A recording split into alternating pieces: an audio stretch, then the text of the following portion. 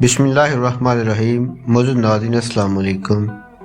آج ہم حکایت شخصادی میں سے چوری اور چغلی کے بارے میں بیان کریں گے۔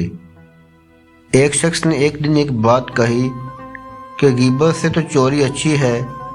اس وقت میں نے اس بات کو مذاق سمجھا اور مجھے یہ بات عجیب لگی، لیکن جب اس نے دلیل دی تو مجھے یعنی سادی کو مانے بغیر چارہ نہ رہا۔ اس نے کہا، چور تو بہادری کرتا ہے کہ لوگوں سے چھین کر اپنا پیٹ پالتا ہے، اور چغل خور کیسا بے وقوف ہے کہ نامہ اعمال بھی سیاہ کر لیتا ہے اور پیٹ بھی خالی کا خالی۔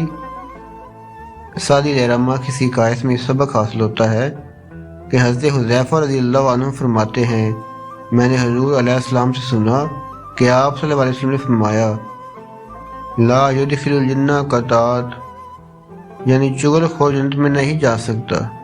تمام دوستوں سے گزارش ہے چینل کو سبسکرائب کریں اور بیل آئیکن ضرور پریس کریں۔ شکریہ۔